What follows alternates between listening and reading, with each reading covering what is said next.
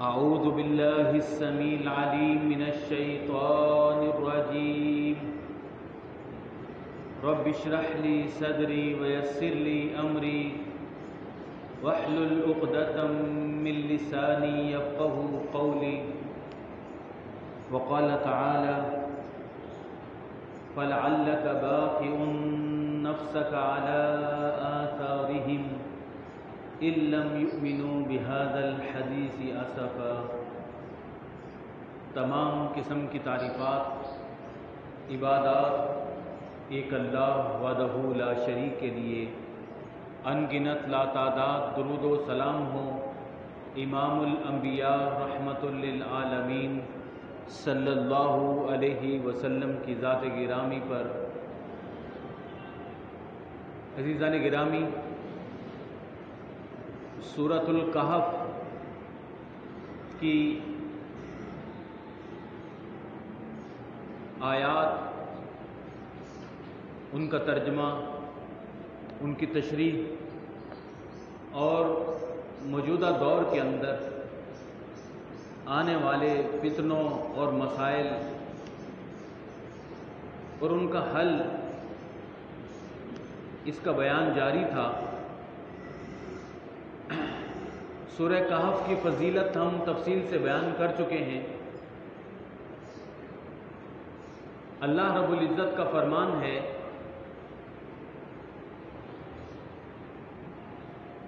ما لہم بذالک من علم،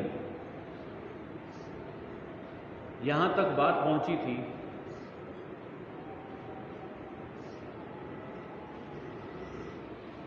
کہ بنی اسرائیل کا ایک بہت بڑا گروہ جو اپنے آپ کو عیسیٰ علیہ السلام کا پیروکار ظاہر کرتا ہے، ان کے عقیدے اس حد تک بگڑ چکے ہیں اور ان میں اتنا شرک آ چکا ہے کہ انہوں نے اصلاح کرنے والے، اللہ کی توحید کی دعوت دینے والے اللہ کے رسول عیسیٰ بن مریم کو ہی نعوذ باللہ اللہ کا بیٹا کہنا شروع کر دیا۔ اللہ رب العزت نے فرمایا کہ ما لہم بہ من علم ولا لآبائہم، ان کے پاس اس بات کا کوئی علم نہیں ہے، ان کے آباء و اجداد کو بھی کوئی پتہ نہیں ہے کہ عیسیٰ علیہ السلام واقعی اللہ کے بیٹے ہیں نہیں ہیں، کوئی دلیل، کوئی علم ان کے پاس نہیں ہے۔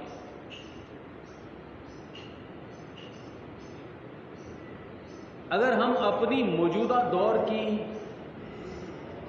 اکثریت کی طرف نگاہ ڈالیں تو ہم میں سے اکثر لوگوں کے پاس اپنے غلط عقیدوں، غلط نظریات، اپنے افکار کا کوئی علم نہیں ہوتا، کوئی دلیل ان کے پاس نہیں ہوتی، بلکہ اگر کہا جائے کہ ان کے پاس بھی دلیل نہیں ہے، علم نہیں ہے، اور ان کے ماں باپ کے پاس بھی کوئی علم نہیں تھا،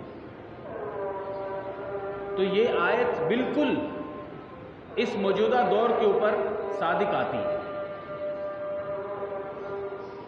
اللہ رب العزت نے فرمایا کہ کبرت کلمۃ تخرج من افواہہم،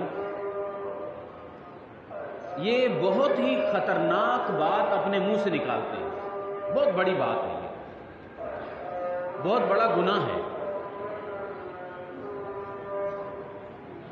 پھر اللہ رب العزت نے فرمایا کہ ان یقولون الا کذبا، صحیح بات تو یہی ہے کہ یہ صرف جھوٹ بول رہے ہیں، ان کے پاس کوئی دلیل نہیں ہے۔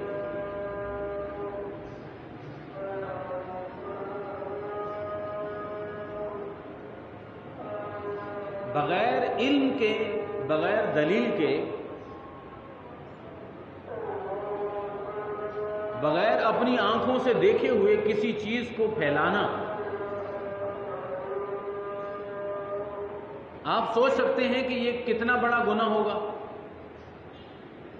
جس کی ہمارے معاشرے میں ذرہ برابر بھی کوئی کسی کو فکر نہیں ہوتی۔ اس معاملے میں آج کے دور میں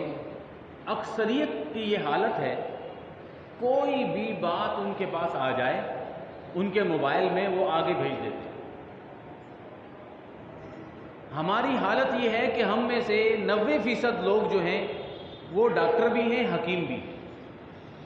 ہر قسم کی ہر بیماری اور ہر وائرس کا علاج بھی سب کے پاس ہے، اور وہ آگے بھیج دیتے ہیں کہ بھائی یہ ہے۔ اللہ رب العزت فرماتے ہیں کہ ما لہم بذالک من علم، کوئی علم ہے آپ کے پاس، کوئی دلیل ہے، آپ نے تجربہ کیا، آپ نے اپنی آنکھوں سے دیکھا، آپ کو یقین ہے؟ اسی طرح جھوٹ اتنا پھیلتا ہے، سنی سنائی بات، کسی کے بارے میں بھی ان کی سیاہ کاری کے، ان کے کرپشن کے، ان کی برائی کے قصہ بتا دیا جائے، وہ ساری دنیا میں عام کر دیا جاتا ہے۔ پیارے نبی صلی اللہ علیہ وسلم نے سنی سنائی بات کو آگے پھیلانے والے کو جھوٹا قرار دیا۔ پیارے نبی صلی اللہ علیہ وسلم کا فرمان ہے، کفا بالمرء کاذبا، کسی بندے کا جھوٹا ہونا اسی سے ثابت ہو جاتا ہے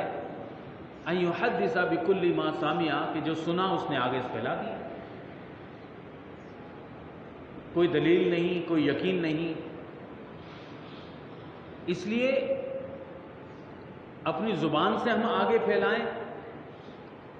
یا ہم اپنے ہاتھ سے آگے کوئی چیز پہنچائیں،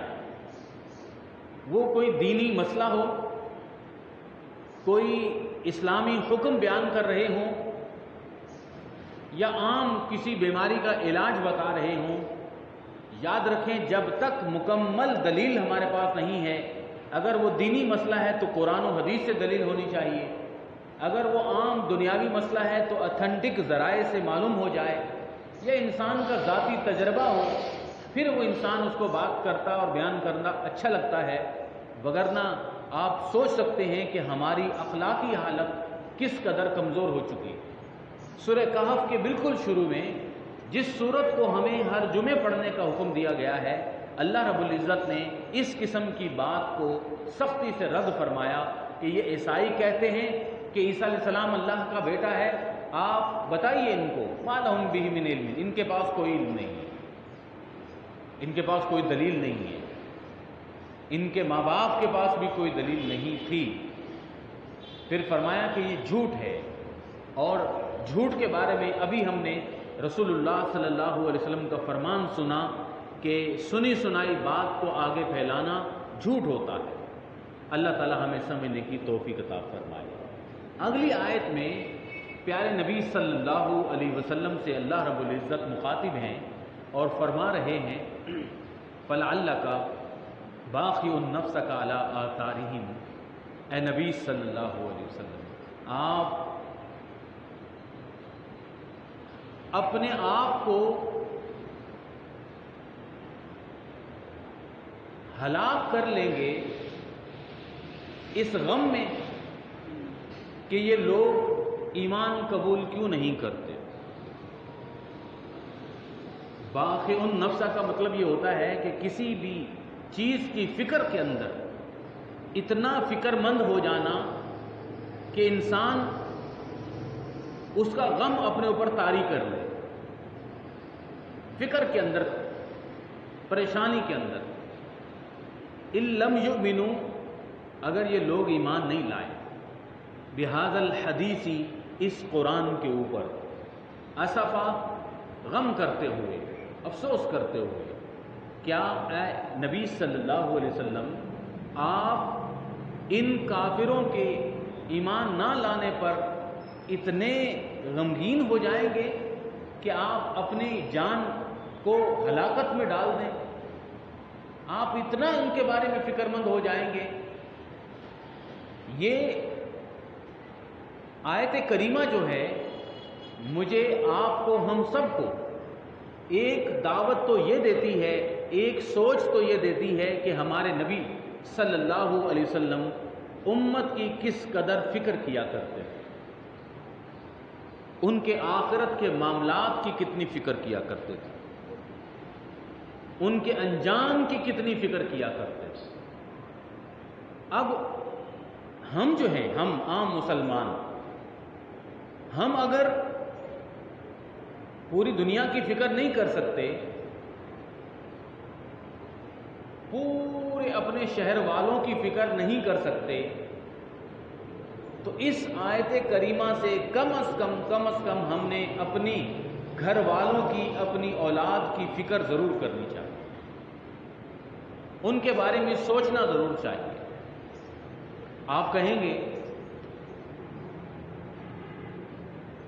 کہ فکر مندی ہے، کیوں نہیں ہے؟ آج کل کے ماں باپ اپنی اولاد کی فکر نہیں کرتے، فکر کرتے ہیں، لیکن ان کی فکر مندی ہے کہ یہ کھائیں گے کیا کل کو۔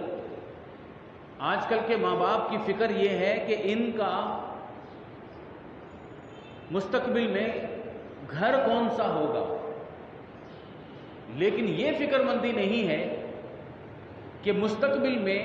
ان کا انجام کیا ہوگا، آخرت میں ان کو جہنم سے آزادی ملے گی کہ نہیں ملے گی، کیا کہیں یہ اپنے اعمال، اپنے اخلاق اور اپنے کردار سے برباد تو نہیں ہو جائیں گے، کیا یہ جہنم کا ایندھن تو نہیں بن جائیں گے، کیا ان کے اندر اتنی توحید کا شعور میں نے ڈال دیا ہے کہ یہ شرک سے بچ جائیں گے، کیا ان کے اندر نماز کی اتنی محبت ڈال دی ہے کہ یہ اپنی زندگی کا اصل مقصد سمجھنے لگ جائیں گے، ان کی قبر کا انجام کیسا ہوگا، ان کی آخرت کا انجام کیسا ہوگا، یہ ہمیں ضرور سمجھنا چاہیے۔ یہاں خطاب اللہ رب العزت اپنے نبی کو ہے صلی اللہ علیہ وسلم، اور پیارے نبی صلی اللہ علیہ وسلم کی فکر کس بارے میں تھی؟ صحابہ اکرام کے بارے میں کہ ان کی معیشت درست ہو جائے، یہ مستقبل میں کہاں رہائش اختیار کریں گے، ان کو بڑے بڑے گھر یا ان کے دنیاوی ترقی ان کو ملے گی کہ نہیں ملے گی، کوئی آپ اس بارے میں ان کو کوئی بات نہیں بتایا کرتے تھے، بلکہ نبی کریم صلی اللہ علیہ وسلم کی ساری دعوت کا جو نچوڑ نکلتا تھا وہ یہی تھا کہ اے لوگوں، اللہ سے ڈر جاؤ اور اپنی آخرت کو بچاؤ،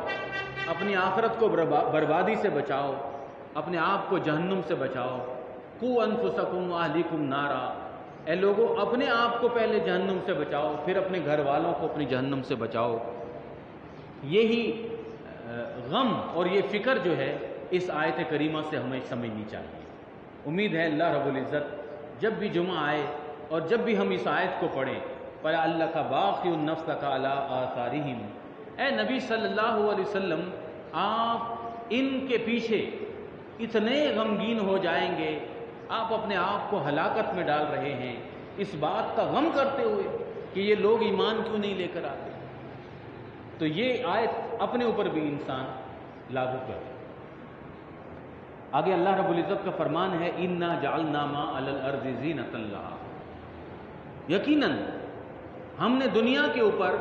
اس زمین کے اوپر جو کچھ بنایا ہے یہ خوبصورتی کا سامان ہے۔ یقیناً جب اللہ رب العزت نے فرما دیا کہ دنیا کی زمین کے اوپر جو کچھ ہے یہ زینت، چمک، خوبصورتی کی چیزیں ہیں، اس کی طرف دل کھنچتا ہے، تو واقعی یہ حقیقت ہے۔ ہم جتنا بھی دنیا سے بے رغبت ہو جائیں، بڑی سی گاڑی جب قریب سے گزرتی ہے تو انسان کی آنکھیں بھی وہاں جاتی ہیں اور دل بھی جاتا ہے کہ یہ کیا چیز ہے، یہ کیا عیش و عشرت کا سامان ہے، یہ ہے، حقیقت ہے۔ لیکن اللہ رب العزت یہاں انسان کو یہ نہیں بتا رہے کہ یہ جو زمین کے اوپر خوبصورتی ہے، بڑی بڑی بلڈنگیں ہیں، برج دبئی ہے اور ان سے بھی اونچی اونچی بڑی بڑی بلڈنگیں ہیں، یہ میں نے تمہارے لیے بنائی، تم اس سے محبت کرو، اللہ رب العزت نے یہ نہیں بتایا، بلکہ یہاں انسان کو اللہ رب العزت کچھ اور سمجھا رہے ہیں۔ یہ بات جو ہے یہ دنیا کی کسی علم، کسی یونیورسٹی، کسی ادارے، کہیں بھی یہ بات نہیں سمجھائی جاتی، کوئی نہیں بتاتا، کوئی سائنس، کوئی ناسا والے، کوئی بھی نہیں بتاتا جو قرآن کریم کا یہ اگلی آیت بتا رہی ہے۔ بس وہ اتنی سی بات بتاتے ہیں کہ انا جعلنا ما للارض زینتا، کہ یہ زمین کے اوپر جو کچھ بھی ہے نا، یہ انسان کی رنگینی ہے، خوبصورتی ہے، چمک ہے، دمک ہے، امریکہ اور یورپ کی ترقی ہے، ان کی عیش و عشرت ہے، بڑی بڑی بلڈنگیں ہیں، بڑی بڑی عمارتیں ہیں، بڑے بڑے جہاز ہیں، بڑی بڑی قسم کی گاڑیاں ہیں، یہ سب کچھ ہیں، یہ بتاتے ہیں۔ لیکن اگلی بات یہ ہے کہ اللہ رب العزت نے فرمایا کہ اے انسان، لِنَبْلُوَهُمْ أَيُّهُمْ أَحْسَنُ عَمَلًا، یہ دولت میں اس لیے دیتا ہوں، میں آزماؤں، میں امتحان میں ڈالتا ہوں کہ تم میں سے کون اچھا عمل کرتا ہے۔ یہ دولت اس لیے دی جاتی ہے، یہ جوانی اس لیے دی جاتی ہے، یہ دنیا کی زیب و زینت اور رونق اس لیے دی جاتی ہے کہ انسان کا امتحان ہو جائے۔ علماء اکرام نے اس آیت کریمہ میں ایک بڑی پیاری بات بیان فرمائی کہ اللہ رب العزت اگر دولت دے، غور سے سنیے گا، اللہ رب العزت اگر دولت دے، اللہ رب العزت اولاد دے، اللہ رب العزت جوانی دے، اللہ رب العزت دنیا کا ٹھاٹ باٹ دے، بڑا گھر دے، شہرت دے، ترقی دے، تو اس کو استعمال کرنا چاہیے احسن عمل کے لیے۔ ان سب چیزوں کو استعمال کرنا چاہیے اللہ کے دین پر عمل کرنے کے لیے، پھر تو مزے کی بات، پھر تو اس امتحان میں کامیابی۔ مانگے بھی انسان کہ اللہ دولت دے تو میں تیرے گھر کے دیدار کے لیے، عمرے کے لیے، حج کے لیے جاؤں گا، اے اللہ اگر یہ چیز مل جائے تو تیری راہ میں اتنا خرچ کروں گا، تو یہ احسن عمل جو ہے، نیک عمل، اچھا عمل، اس کے لیے استعمال کرے تو پھر تو اس کی کامیابی ہے۔ آگے اللہ رب العزت نے فرمایا وَإِنَّا لَجَاعِلُونَ مَا عَلَيْهَا صَعِيدًا جُرُزًا، ایسی فکر، ایسی سوچ کہ جو کچھ ہے اس زمین کے اوپر، چاہے وہ کیٹو پہاڑ ہے، چاہے وہ بڑی بڑی بلڈنگیں ہیں، چاہے وہ عیش و عشرت ہے، زیب و زینت ہے، ترقی ہے، جو کچھ بھی ہے، ایک وقت آئے گا اِنَّا لَجَاعِلُونَ، یقیناً ہم بنا دیں گے، ما علیہا، جو کچھ بھی اس زمین کے اوپر تمہیں نظر آ رہا ہے، صعیداً جرزا، ایک چٹیل میدان بنا دیں۔ یہ کیا ہے؟ کس دن کی طرف اشارہ ہے؟ قیامت کے دن کی طرف، قیامت کی ہولناکیوں کی طرف۔ اذا زلزلت الارض زلزالها، جب زمین کو جھنجھوڑ دیا جائے گا۔ یہ بات کوئی نہیں بتائے گا۔ میں نے پہلے بھی بتایا کہ چاہے سائنسدان ہوں یا ناسا والے، وہ کوئی یہ نہیں بتائے گا کہ انجام کیا ہوگا تمہارا، ختم کب ہوں گے، پھر کیا بن جائے گا اس زمین کا۔ یہ جو ترقی کا رفتار اوپر جا رہی ہے اور جس رفتار سے اونچی بلڈنگیں بنتی چلی جا رہی ہیں، پھر کیا ہوگا؟ اب یہ قرآن بتا رہا ہے کہ پھر یہ ہوگا کہ اللہ رب العزت فرماتے ہیں کہ پھر قیامت آئے گی اور میں ساری زمینوں کو ایک چٹیل میدان بنا دوں، سب کچھ تہس نہس ہو جائے گا، سب کچھ ایک کٹی ہوئی کھیتی کا منظر پیش کرے گا۔ اس لیے اگر یہ دنیا کی زیب و زینت اور دنیا کی دولت، دنیا کی ترقی، دنیا کو ہی اچھا بنانے کے لیے لگی رہی تو پھر تو بھائیو فقط خاسر خسران مبینہ، تو بہت بڑا نقصان ہو گیا، بہت بڑی ناکامی ہو گئی۔ اس ناکامی کی طرف اشارہ ہے قرآن کریم کی اس آیت میں کہ والعصر، یہ زمانے کی قسم ہے. زمانہ یہ دنیا جو نظر آ رہی ہے، ان الانسان لفی خسر، یہ انسان بالکل ناکام خسارے کے اندر ہے، یہ بربادی میں گیا. بس وہ بچے گا الا الذین آمنوا، جس نے اللہ پر ایمان لے کر آئے، وعملوا الصالحات، اور جس نے آخرت کو یاد رکھتے ہوئے قیامت کے دن کے لیے کوئی صالح عمل کر لیا، اس نے اپنی آخرت کو سنوار لیا، وہی بچے گا. وگرنہ آپ دیکھیں اپنے سے پہلے والے بادشاہوں اور بڑے بڑے حکومتوں کی طرف دیکھیں، آج ان کے قبرستان ملتے ہیں، اور وہ قبرستان بھی بعض اوقات ایک چٹیل میدان بن چکے ہوتے ہیں، کیونکہ ان کی قبریں بھی کھنڈر بن چکی ہوتی ہیں. اور آئندہ دور کے اندر ہم سب کی قبریں بھی مٹی میں مل چکی ہوں گی، اور قیامت کے وقت آئے گا کہ سب کچھ ایک چٹیل میدان کی طرح ہوگا، اور لوگ ان قبروں سے نکل کے آ رہے ہوں گے. اور اللہ رب العزت نے وہ منظر بھی قرآن میں بیان فرمایا کہ یخرجون من الاجداث کانہم جراد منتشر، یہ قبروں سے لوگ نکلیں گے، یہ لوگ قبروں سے ایسے نکلیں گے جس طرح آج کل تم دیکھو گے کہ ٹڈیاں نکلتی ہیں. آپ ٹی وی پر اخباروں پر دیکھو گے، اور گاؤں دیہات میں رہنے والے لوگ اپنی آنکھوں سے دیکھ رہے ہیں کہ ٹڈی دل کا لشکر جو آتا ہے کہ وہ پوری کھیتی کے اوپر ایسے منٹوں کے اندر آ کر زمینوں سے نکل کے پوری کھیتی کھا جاتے ہیں. اللہ رب العزت نے یہی منظر قرآن میں بیان فرمایا کہ ٹڈیاں کیسے نکلتی ہیں، پتہ بھی نہیں چلتا نا، کروڑوں کی تعداد میں زمین سے نکل آتی ہیں. اسی طرح یہ انسان قبروں سے نکلے. وہ حقیقت کا دن ہوگا، وہ آنکھیں کھولنے کا دن ہوگا، وہ جتنا بھی دنیا کے اندر دنیا کی ترقی ہوگی وہ سب کچھ مٹ جانے کا دن ہوگا. وہ اس وقت انسان کے دائیں بائیں جب دیکھے گا، نبی کریم صلی اللہ علیہ وسلم نے فرمایا کہ انسان اپنے سامنے دیکھے گا، انسان اپنے دائیں دیکھے گا، انسان اپنے بائیں دیکھے گا، تو اس کو اس کا صرف عمل نظر آئے، اس کو اس کے اپنے کرتوت نظر آئیں گے، اس کو اپنی زندگی ہی نظر آئے گی اور کچھ نظر نہیں آئے. آگے اہم بات جو شروع ہو رہی ہے، ام حسبت ان اصحاب الکہف والرقیم، یہ بڑی اہم ترین واقعہ ہے قرآن کریم کا. دراصل پیارے نبی صلی اللہ علیہ وسلم جب مکہ کے اندر دعوت تبلیغ دے رہے تھے، 5 سال گزر چکے تھے، تو یہودیوں نے مشرکین مکہ کو ایک سوال بتایا کہ تمہیں معلوم کرنے کے لیے کہ یہ نبی واقعی ہی اللہ کے نبی ہیں یا صرف سنی سنائی باتیں بتاتے ہیں، تم ان سے کچھ سوال کرو. اگر انہوں نے ٹھیک اس سوال کا جواب دے دیا تو اس کا مطلب یہ ہے کہ ان کے پاس واقعی اللہ رب العزت کی وحی نازل ہوئی. ان سوالوں میں ایک سوال یہ تھا کہ آپ بتائیے کہ وہ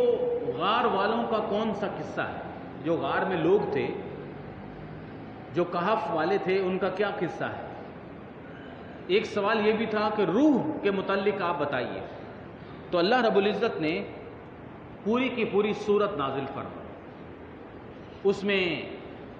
بے شمار دنیاوی فتنوں کا ذکر کیا، اور پھر نبی کریم صلی اللہ علیہ وسلم نے تو یہ بھی فرما دیا کہ اب یہ سورہ کہف جو ہے یہ مومن کا ہتھیار بھی ہے. یہ ہر جمعے کو پڑھنے والے مومن کے لیے ایک علم اور ایمان کی روشنی اس کو مل جائے گی، نور اس کو مل جائے گا. اور یہ بڑا اہم ترین واقعہ ہے، اور اس کا واقعے کا انداز یہ ہے کہ سوال کیا اللہ رب العزت نے، ام حسبتا، تم کیا سمجھتے ہو کہ ان اصحاب الکہف والرقیم کانوا من آیاتنا عجبا، یہ جو غار والوں کا قصہ ہے اور تختی والوں کا قصہ ہے، کیا یہ ہماری بہت بڑی نشانی ہے، یہ ہماری عجیب و غریب نشانی ہے، تم کیا سمجھتے ہو. مطلب یہ سوال ہے، سوال کا جواب یہ بنتا ہے کہ اس طرح کی اللہ رب العزت کی بڑی نشانیاں ہیں.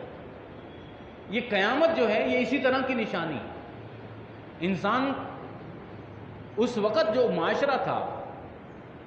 جب کا یہ واقعہ بیان کیا جا رہا ہے، دراصل عیسیٰ علیہ الصلوۃ والسلام جو فلسطین کے اندر اللہ رب العزت کی طرف سے دعوت کا پیغام لے کر آئے، جن لوگوں میں وہ آئے تھے وہ یہودی لوگ تھے، بنی اسرائیلی کہلاتے تھے، یعنی یعقوب علیہ السلام کی اولاد تھے۔ پوری دنیا کے اندر اس وقت جو بڑی بادشاہت تھی وہ رومن امپائر کی بادشاہت تھی، وہ بت پرست تھے، بتوں کی پوجا کرتے تھے، مشرک تھے، اور سینکڑوں دیوتاؤں کی پوجا کیا کرتے تھے، سورج دیوتا، چاند دیوتا، جو بھی آپ سمجھ لیں، ہر چیز کو وہ دیوتا سمجھتے تھے۔ جنگ کا دیوتا، عقل کا دیوتا، دولت کا دیوتا الگ، سب وہ بت پرست تھے۔ اور تھوڑی سی بنی اسرائیل کے اندر جو یہودی آبادی تھی وہ یروشلم کے اندر تھی۔ تو عیسیٰ علیہ السلام نے اپنی دعوت پیش کی،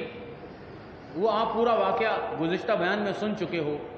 اللہ رب العزت نے اپنی طاقت، اپنی معجزے سے عیسیٰ علیہ السلام کو یہودیوں کے ظلم و ستم سے بچاتے ہوئے آسمانوں پر لے گئے۔ ان کے 300 سال کے عرصے میں عیسیٰ علیہ السلام کے بعد عیسیٰ علیہ السلام کی جو توحید کی دعوت تھی وہ دنیا میں پھیلنی شروع ہوئی۔ کئی علاقے اسلام قبول کر چکے تھے، توحید والا دین قبول کر چکے تھے۔ تو ایک شہر میں دقیانوس بادشاہ تھا، اس کا نام تھا دقیانوس، وہ بت پرست تھا، مشرک تھا۔ اس کے دربار میں بتایا گیا کہ توحید کا عقیدہ جو ہے وہ لوگوں میں پھیل رہا ہے، نوجوانوں میں پھیل رہا ہے۔ مفسرین یہ بیان کرتے ہیں کہ یہ بڑے بڑے جو وزیر تھے بادشاہ کے، یہ ان کی اولادیں تھیں، بڑے بااثر طبقے کے نوجوان اولادیں تھیں جنہوں نے عقیدہ توحید سیکھ لیا اور ان کے دل کو جا کے لگا، کیونکہ توحید کا عقیدہ جو ہے نا وہ انسان کی عقل کو بھی اپیل کرتا ہے اور انسان کو سوچنے اور سمجھنے پر مجبور کر دیتا ہے۔ جو آپ دیکھیں گے اپنے معاشرے میں کہ اگر کہیں بھی کسی بھی گھر کے اندر ایک توحید والا بندہ ہے، پھر وہ سوال اٹھائے گا، پھر وہ معاشرے کے رسم و رواج کو نہیں مانے گا، پھر اس کے اندر جرأت پیدا ہوگی، پھر وہ لوگوں کو جو خدا بن کے زمین پر بیٹھے ہوئے ہیں پھر ان کے سامنے وہ کھڑا ہوگا۔ یہ توحید کی کرشمہ ہے، جس کے اندر بھی توحید آتی ہے وہ کھڑا ضرور ہوتا ہے اور وہ دین کی دعوت لے کر آگے پھیلاتا ہے۔ یہ حقیقت ہے، یہی بات ان لوگوں کے اندر آئی۔ تو جب بادشاہ نے ان کو کہا کہ تم یا تو توحید چھوڑ دو یا پھر سزا کے لیے تیار ہو جاؤ، تو وہ نوجوان جو تھے، چند نوجوان، ان کا واقعہ آگے آئے گا، انہوں نے وہ شہر چھوڑ کر ہجرت کر کے سفر کے لیے چلے گئے اور ایک غار میں جا کر آرام کرنے لگے۔ اس غار میں جا کر اللہ رب العزت نے اپنی حکمت سے، اپنے معجزے سے انہیں سلا دیا۔ 300 سال تک وہ سوئے رہے۔ پھر جب ان کو اللہ رب العزت نے بیدار فرمایا تو اس واقعے کی طرف اشارہ ہے کہ اس وقت وہ شہر، وہ بادشاہ تو مر گیا، وہ شہر کے لوگ جو تھے وہ مسلمان ہو چکے تھے، توحید والے تھے، 300 سال کا عرصہ گزر چکا تھا۔ لیکن جو توحید والے ہوں گے یا مسلمان ہوں گے، جو اپنے عیسیٰ علیہ السلام کے دین پر عمل کرنے والے تھے، ان کے اندر بھی تھوڑی کمزوری پیدا ہو جاتی۔ یہ حقیقت ہے۔ اس وقت اس معاشرے میں لوگ بحث کر رہے تھے، ان کی بحث یہ چل رہی تھی کہ قیامت کیسے ہوگی۔ کچھ علماء یہ کہتے تھے کہ جی قیامت ایسے ہی ہوگی کہ انسان اپنا جسم اور روح کے ساتھ اللہ کے سامنے کھڑا ہو۔ کچھ عقل والے یہ کہتے تھے کہ نہیں، عقل نہیں مانتی، دیکھو بندہ مر جانے کے بعد ہم دفناتے ہیں تو جسم تو سڑ گیا، ختم ہو گیا نا، اب قیامت جو ہوگی وہ روح کے ساتھ ہوگی، وہاں روحیں اللہ کے سامنے کھڑی ہوں گی۔ تو یہ بحث ان کے اندر چلتی تھی۔ آج ہمارے مسلمانوں کے اندر بھی ہے کہ نہیں، بے شمار لوگ ہیں جی قبر کے اندر عذاب کیسے ہو، جسم کو ہوگا کہ روح کو ہوگا، اور بھی بے شمار سوال ہیں، کھڑے ہو جاتے ہیں لوگوں کے اندر۔ تو ان سوالوں کا جواب بھی اللہ رب العزت نے اس واقعے کے اندر دیا اور اس شہر والوں کے ایمان کو مضبوط بھی کیا۔ جب ان کے سامنے 300 سال کے بعد کہف والے لوگ آئے تو انہوں نے کہا کہ اللہ رب العزت 300 سالوں کے بعد اسی جسم اور اسی روح کے ساتھ ان کو زندہ کر سکتا ہے، تو پھر قیامت کے دن بھی یہی جسم اور یہی روح انشاءاللہ تعالی کھڑا ہو۔ بات سمجھ آئی؟ تو اس معاشرے کے، اس شہر کے لوگوں کو بھی جواب ہے۔ تم کیا سمجھتے ہو کہ کیا یہ غار والوں کا واقعہ بہت بڑی بات ہے؟ نہیں، قیامت اس سے بھی بڑی بات ہے۔ یہ تو 9 10 7 لوگ تھے نا جو 300 سال کے بعد زندہ ہوئے۔ اللہ رب العزت 9 10 50 کروڑ ارب نہیں، کھربوں لوگوں کو قیامت کے دن زمین سے ہی اٹھائے اور اسی جسم اسی روح کے ساتھ کھڑا کرے۔ اللہ اللہ ہو۔ آپ سوچ سکتے ہیں کہ یہ میرے لیے بھی ہے، آپ سب کے لیے بھی ہے۔ اس وقت جو شہر میں لوگ تھے جو بحث کرتے تھے ان کو بھی اللہ رب العزت نے سمجھایا، مشرکین مکہ کو بھی بتایا۔ تم کیا سمجھتے ہو کہ یہ غار والوں کا واقعہ بہت بڑی بات ہے؟ اس سے بھی بڑی بات قیامت کا دن کا آنا ہے۔ اللہ رب العزت ہمیں سمجھنے کی توفیق عطا فرمائے۔ اس وقت تک پھر مکمل واقعہ آگے انشاءاللہ جیسے جیسے جائیں گے ہم بیان بھی ساتھ ساتھ کرتے چلے جائیں گے۔ اذ اول فتیۃ الی الکہف، اللہ رب العزت نے فرمایا کہ یہ نوجوانوں کا جو گروہ تھا یہ اس شہر کو چھوڑ کر نکلا تو اس ایک غار کے اندر انہوں نے پناہ پکڑی اور وہاں بیٹھے آپس میں باتیں کرنے لگے۔ ان میں سے ایک بندہ دعا کرتا ہے، ربنا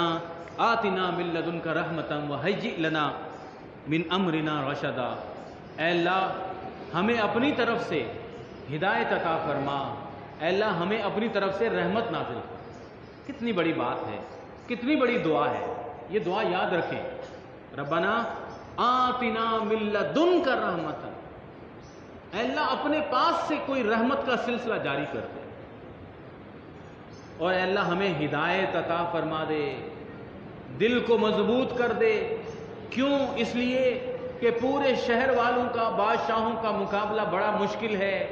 آج بھی اس وقت بھی یہی حالت ہے نا، کوئی نوجوان ہوتا ہے، کوئی توحید کی طرف جاتا ہے، کوئی معاشرے کے رسم و رواج اور بدعتوں کو چھوڑتا ہے تو اس کو بتایا جاتا ہے کہ دیکھو پورا شہر یہ کام کر رہا ہے اور تم اپنے ہی الگ سے نیا دین لے کر آئے ہو۔ تو اس وقت انسان کو چاہیے کہ یہ دعا پڑھے کہ اللہ ہمیں ہدایت والا اور توحید والا راستہ بتا۔ جس وقت پورا شہر، پورا معاشرہ، پورا خاندان کسی کفریہ، کسی شرکیہ، کسی ہندوانہ رسم کے اندر مبتلا ہو، بندے کو یہ دعا پڑھنی چاہیے کہ اللہ تو ہی ہمیں اس بات سے بچا سکتا ہے، اے اللہ ہمارے دلوں کو تو ہی مضبوط کر سکتا ہے۔ اور اس آیت کے اندر اللہ رب العزت نے نوجوانوں کا ذکر فرمایا، اذ اول فتیہ، فتیۃن کہتے ہیں نوجوان کو، تو اے نوجوانوں کی جماعت، جو مضبوطی دین پر کاربند نوجوان ہو سکتا ہے وہ کوئی اور نہیں ہو سکتا۔ آپ دیکھیں گے کسی بھی معاشرے کے اندر، کسی بھی برائی کے اندر، جو صدیوں سے برائی برداشت کرتے چلے آ رہے ہیں، بوڑھے ہو چکے ہیں، ان میں تبدیلی بہت کم ہوتی۔ بچے جو ہوتے ہیں وہ تو اسی طرف جاتے ہیں جہاں ان کے ماں باپ لے کر جاتے ہیں، لیکن نوجوان جو ہوتے ہیں ان کے اندر توانائی ہوتی ہے، طاقت ہوتی ہے، شعور ہوتا ہے، عقل ہوتا ہے، علم ہوتا ہے، وہ توحید اپنا سکتے ہیں، وہ سنت پر عمل کر سکتے ہیں۔ تو نوجوانوں کے لیے پیارے نبی صلی اللہ علیہ وسلم نے فرمایا کل قیامت کا دن ہوگا، اللہ رب العزت کے عرش میں جو سایہ حاصل کرنے والے لوگ ہوں گے ان میں وہ نوجوان بھی ہوگا، شاب نشأ فی عبادت اللہ، جس کی جوانی اللہ کی عبادت میں گزرے۔ اور یہ جوان ہی ہے، نوجوان ہے، جس کو برباد کرنے کے لیے پوری کی پوری فلم، پوری کی پوری انڈسٹریاں، پوری کی پوری دنیا لگی ہوتی ہے کہ مسلمان نوجوان کو برباد کرے، مسلمان نوجوان کے اندر سے عقیدہ توحید ختم کر دے، مسلمان نوجوان سے جہاد ختم کر دیا۔ یہ ساری باتیں یہ سورہ کہف کے اندر یہ جو توحید والے نوجوان تھے جب یہ کھڑے ہوئے اور توحید کے لیے انہوں نے قربانی دی تو اللہ رب العزت نے ان کو پوری زندگی، پوری دنیا کے لیے ایک یادگار رکھا اور ان کے نام کو زندہ رکھا۔ اس واقعے میں بڑی نصیحتیں ہیں۔ اللہ سے ہم دعا کریں کہ اللہ رب العزت مجھے آپ کو اس عقیدہ توحید کے لیے ایسے ہی مضبوط دل و دماغ کی طاقت مہیا فرما۔ اے اللہ ہمارے دلوں کو اسی عقیدہ توحید کے اوپر اور ہدایت کے اوپر جاگزی فرما۔ اے اللہ ہمارے دلوں کو نبی کریم صلی اللہ علیہ وسلم کی سنت کے اوپر مضبوط فرما دے۔ اے اللہ ہمارے دلوں کو معاشرے کی ہر قسم کی برائیوں سے محفوظ فرما دے۔ اے اللہ ہمارے نوجوانوں کی اصلاح فرما۔ اے اللہ ہمارے نوجوانوں کے اندر وہ طاقت، وہ جذبہ عطا فرما جو صحابہ کا جذبہ تھا، جو صحابہ کا جذبہ تھا، جو قربانی دینے کا شوق اور ولولہ ان کے اندر تھا، وہی نوجوانوں کے اندر پیدا ہونا چاہیے۔ اے اللہ ہماری اولادوں کو وہ جوانی عطا فرما کہ جو اللہ کی عبادت میں گزرنے والی. وآخر دعوانا ان الحمدللہ رب العالمین.